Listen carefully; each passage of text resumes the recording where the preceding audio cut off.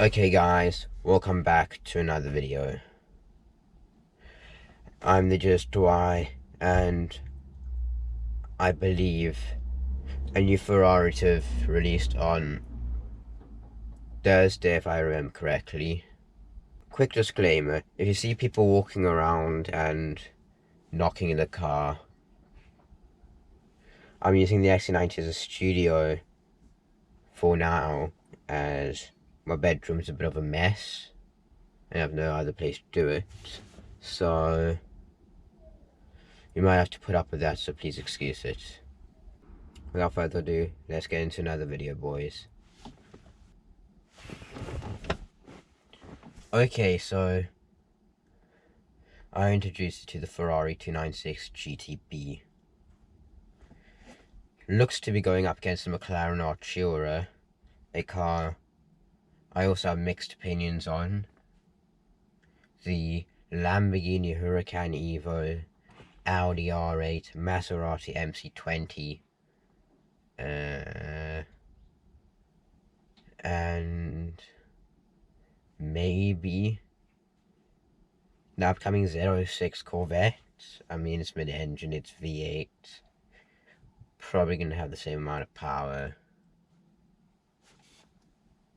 But those are the competitors, and I'm gonna be telling you guys what I think of it today. And I'll be starting off with probably with the engine and specifications. So, finally Ferrari made an engine that's not a slightly different version of an engine that already exists. Cough cough, the 488 platform. It is a 2.9 litre twin turbocharged V6 with a 120-degree banking angle, same as a McLaren Artura. Combined output, because it also has an electric motor, it makes 819 brake horsepower, which equates to, if you do the maths, carry the 4, add the 3, 610 kilowatts. That's a lot. That's more in kilowatt than the 458 12 years ago had in horsepower. And I find that a bit ridiculous. I mean, 12 years was not all that long ago, and in torque it has 740 Newton meters, which is a lot considering it's a V6 with a hybrid. I mean, this XC90 that I'm sitting in now, it's got 462 Newton meters of torque, which is already quite potent, so that just shows you how a lot more than 462 Newton meters of torque actually is. It's a lot of torque and a lot of power, and that power is being, and torque is being sent to the ground through an 8-speed flappy paddle twin clutch automatic with manual function and launch control. It is rear wheel drive for some reason with that amount of power. It weighs around 1.6, 1.7 tons roundabout.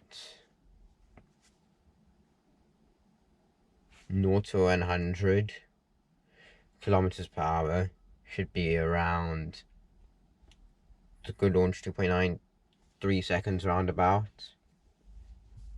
If you get a good launch. Top speed, Ferrari say in excess of 328 kilometers per hour. With such close gear ratios, it's a bit optimistic, I will admit.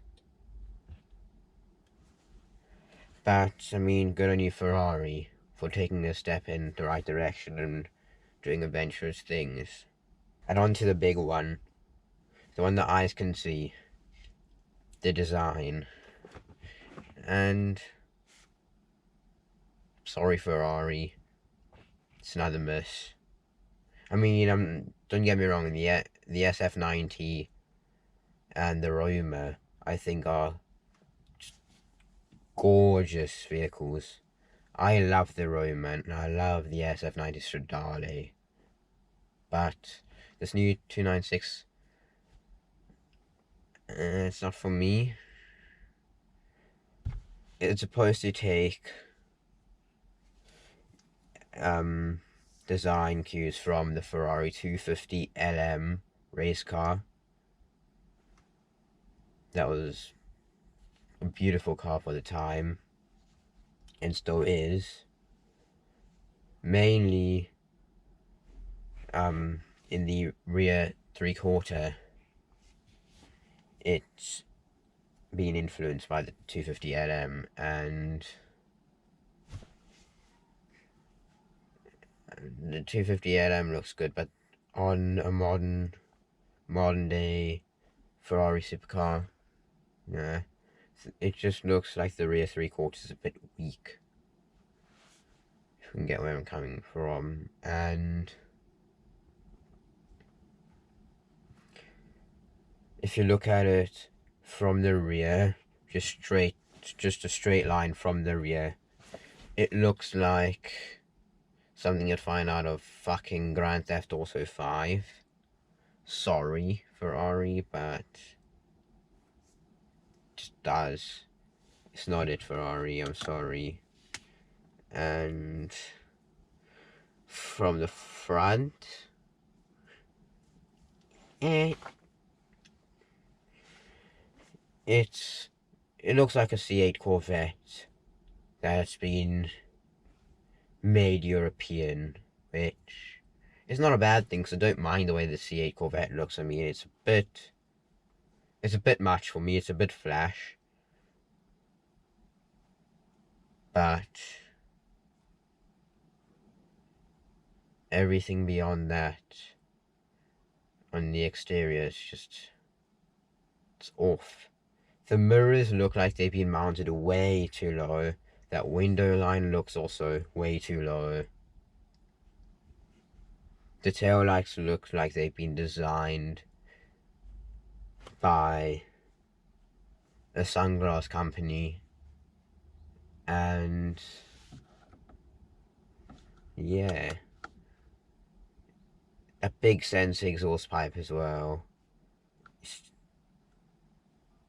firstly too big. Secondly, of course we know it's going to be fake if it's that size.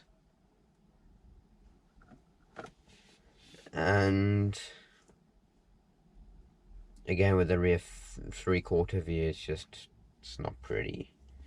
And that wavy rear, the rear glass panel reminds me of a Peugeot RCZ, a car actually,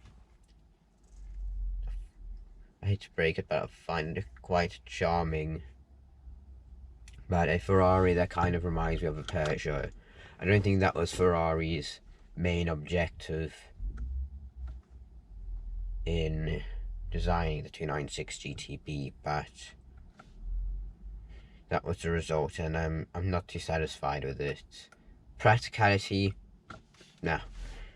We're not going to be talking about that on this channel, especially when it's with modern day supercars that probably have a bit that is too small to carry your normal shopping around, and no place to put a phone the size of, or a phone the size of the Soviet Union. I mean, it's an S21, it's a big phone, it's a very big phone, and in that car I don't think you're going to be putting it, but we're not going to be talking about that shit, seriously. And the interior, same as in the SF90 Stradale.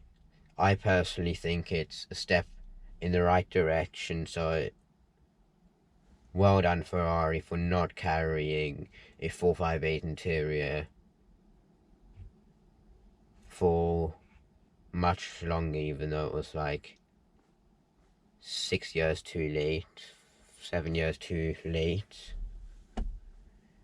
But still, finally Ferrari have moved on, so thanks. Price, it should be, I'll say, £220,000 for the Assetto Fiorano package, which is like the performance package.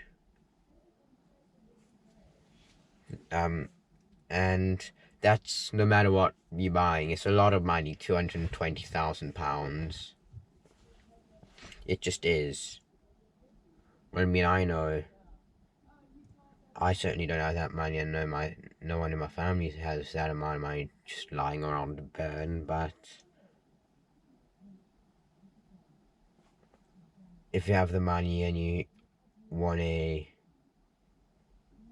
supercar that's trying to be a GT car, that are for people that have no proper eyes and sense of taste and style, go ahead and just pull the trigger. I mean, it's yours. I'm not gonna hate on you, and I'm not gonna slate you for having a car I don't like. I mean, there are lots of cars I don't like, but I mean, people buy them because they like them, and it's fine by me. It really is. And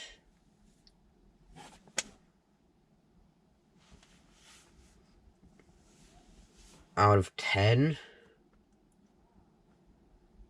I'd say 6.5. I mean, the design's off. It's got too much power. Its design, as I said, is off. It's got too much power. It's putting that power to the rear wheels, which is also not a particularly smart decision. But it's out, there's nothing we can do about it, and I guess there's not really much else to talk about. So if you stayed here this long, remember, please go subscribe to the channel. It really helps out. It's free. You can stay up to date with some awesome content on cars like the Ferrari 296 GTB and other cool, fine pieces of engineering from all over the world, like McLarens. I have connections with people, so probably could make it happen. Go subscribe to my channel. Go, it's free. I do awesome car reviews and also other awesome car race videos. If you enjoyed this video, please smash like and hit the bell. Oh yeah, shit, and before I forgot, go follow me on Instagram, the Just Why, link in the description, and alongside twin charged XC90, keeping you up to date with Eric the XC90. And I believe that's a wrap it up, guys. So thanks so much for watching. I hope you enjoyed. See you next Saturday. Bye bye.